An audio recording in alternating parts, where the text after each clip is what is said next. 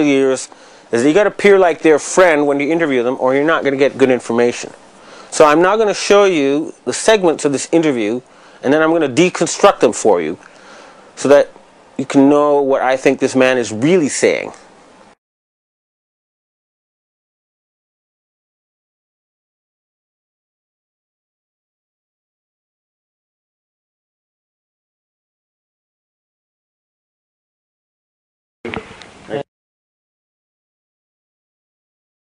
Me too.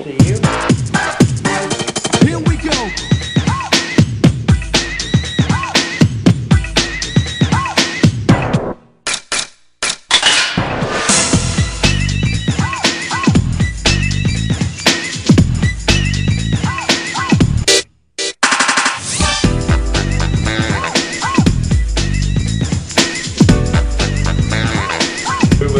Ben want to get into the world situation and so on, and I would think, you know, when he talks about the state of the world and the possibility of conflict and so on, I think you dismiss these things, you know, in terms of whether there's going to be another war and all of that. Yes, that dismissed it. You know, dismissed in the sense that.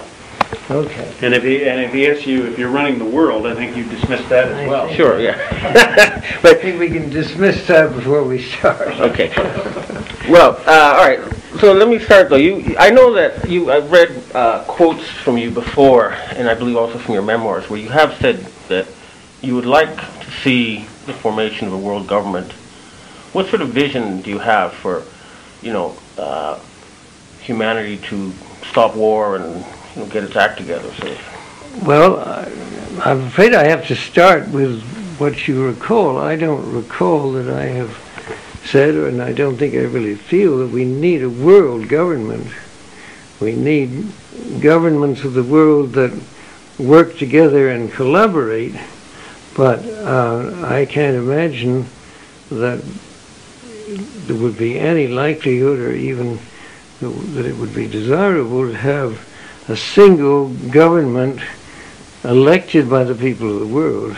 So I think whatever you heard was misrepresented my feelings. Okay.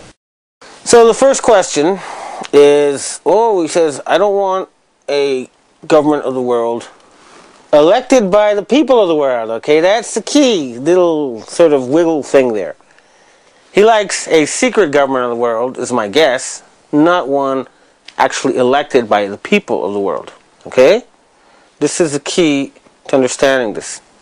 And he's denying the quote that everybody's heard of him that comes from his own memoirs. So that's his official face. I don't want a world government, but only if it's elected by the people. There's a quote if you go to Wikipedia and Google under David Rockefeller saying that. Now, what I've told you is my feeling. Well, you're the man.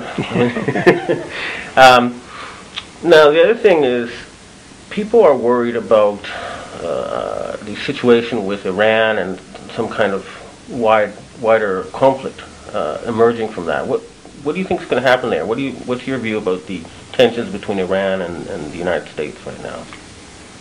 Well, I think the first thing is that Iran itself is a problem, but its relationship with its neighbors, probably from the point of view of the United States, is the thing that we would be most concerned about, because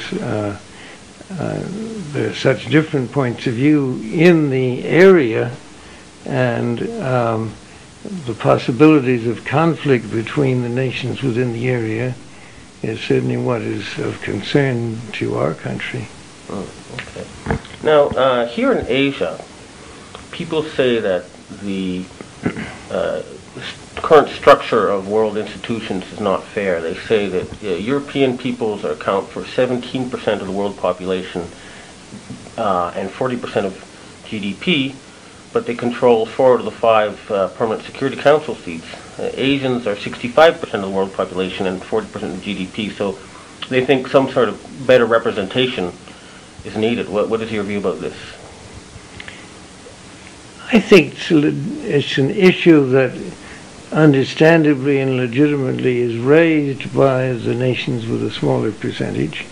When the United Nations was created back right after World War II, the world situation was a totally different one, and the influence of different powers was very different.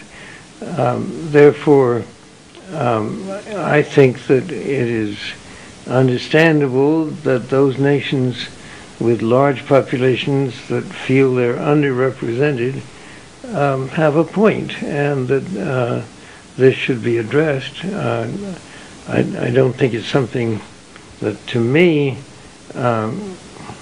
is immediately a serious problem, but I do think that it's something that should be taken up in the United Nations, and that over time some redistribution of voting power within the United Nations structure seems likely and probably appropriate. Now, he's saying Iran is causing trouble with its neighbors, and I'm not aware of any such evidence, okay? It sounds to me like he's just trying to find an excuse to attack Iran. Now, on the United Nations thing, well, basically saying, you know, someday, but not now. And his whole attitude is like, it's really his decision, and it's not, okay? The Asians are tired of waiting. They're not going to wait another forever. Time has run out. This is what the Asian Secret Society is telling me, is that enough is enough. We live on the same planet. We both get rights to decide how it's run. They're tired of European domination of the planet. They want to share stewardship of the planet Earth. And the Asians want peace. They're tired of Westerners causing wars. They want world peace. That's what they want. And they want a more fair world structure.